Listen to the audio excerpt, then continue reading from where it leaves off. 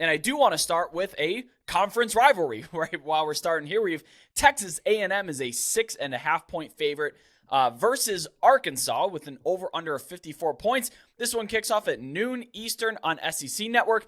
This is a neutral siter played at AT&T Stadium in Arlington, Texas. Now, we've expressed our disdain for neutral siter games here. I'm going to be honest, Kelly, I'm going to make a pitch that this one does belong where it's played. I love it at AT&T Stadium. It's a game I've been to. This is the Southwest Classic for the uninitiated.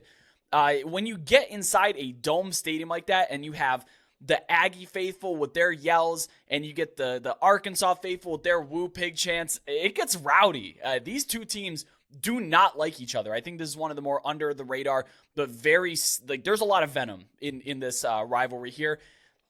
But there is some big news that just broke, 30 minutes, maybe not even, before we started recording here. And that's that Connor Wegman. He left the game last week with an injury. The team came out and said the x-rays were negative. It wasn't a high ankle sprain. And then, boom, hey, he's done for the season. So Connor Wegman, done for the season for Texas A&M. I think that's a pretty big downgrade. Max Johnson, the lefty, comes in. He played pretty decent last week, but I think Connor Wegman is much better, and I think we should all be downgrading A&M at least a couple of points here between these two.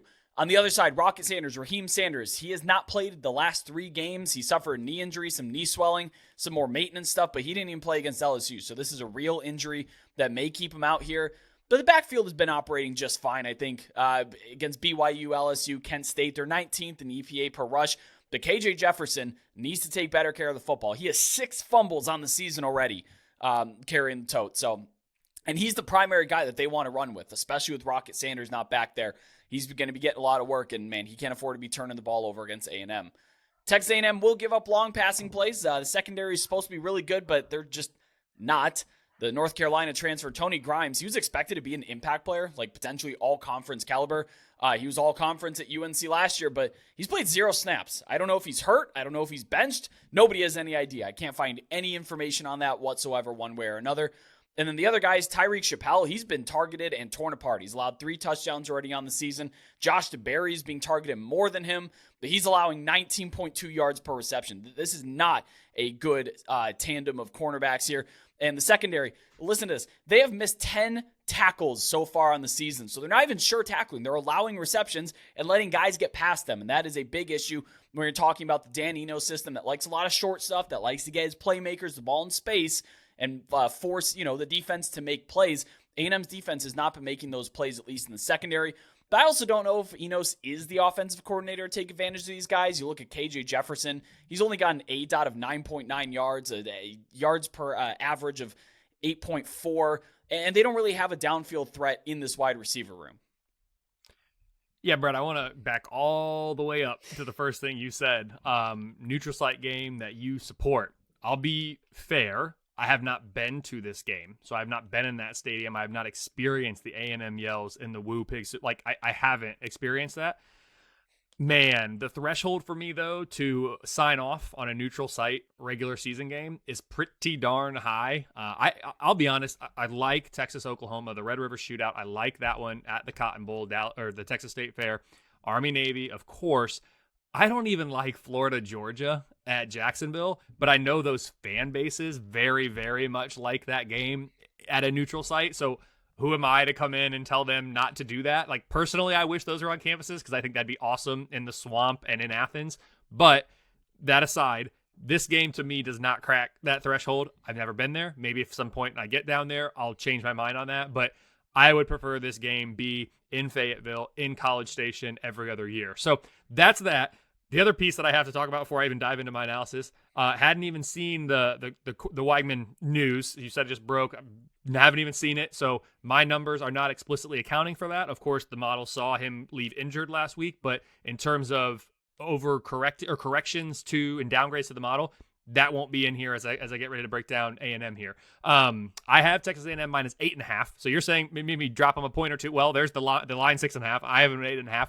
It's a 73% win expectancy. The 3-1 Aggies are number 30 in my most deserving rankings. They're number 18 in my relative scoring margin metric. They're outscoring their opponents by 2.5 points per game more than would be expected of the average top 25 team against their schedule.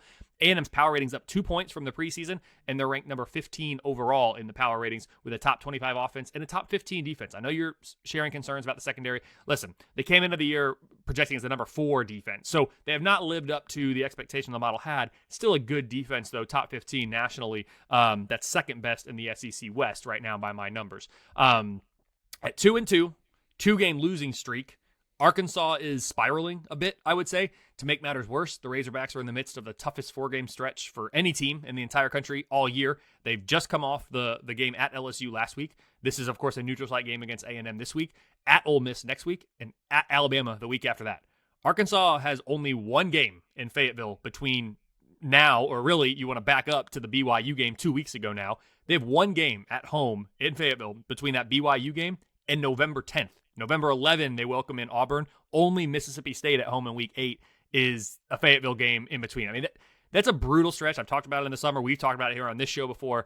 That's tough, and they're right in the midst of it, and it's already trending the wrong way. I have a feeling it might get worse before it gets better for Arkansas, a program that I really like. Sam Pittman, I think, is a great fit, and I really like him as a head coach. I think he's a good, funny, genuine dude, which, like, I like seeing that in a college football head coach. I projected 6.7 regular season wins for Arkansas in the preseason. The Razorbacks are now nearly a game behind schedule already, and their updated projection is 5.6 with just a 53% chance to go bowling.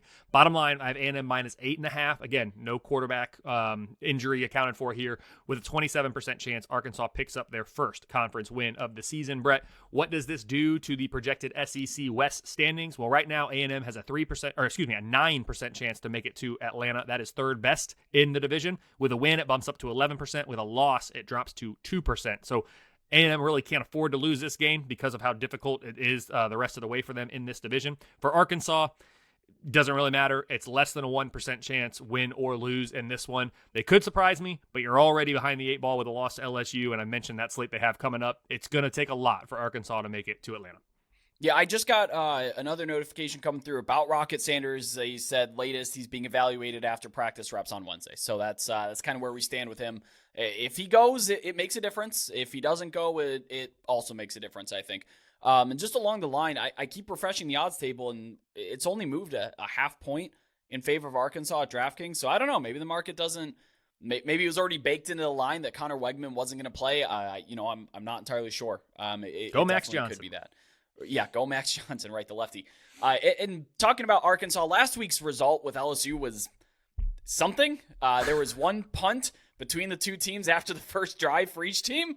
So, not a lot of stops happening in that game. And Arkansas picked up 80% of their available yards. LSU's defense, man, we need, not now because we're not talking about them, we need to have a conversation about that unit not living up to expectations, especially with the talent that I thought they could be one of the better defenses in the country. They are not playing up to it right now.